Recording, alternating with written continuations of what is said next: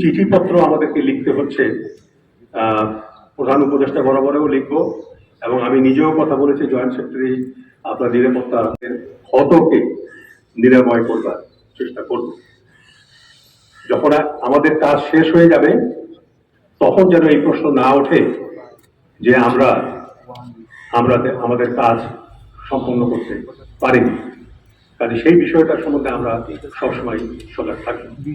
আমি আপনারা মিডিয়ার মানুষ, এখানে সবাই কষ্ট করে এসছেন, আমরা আপনাদের সহযোগিতা চাই।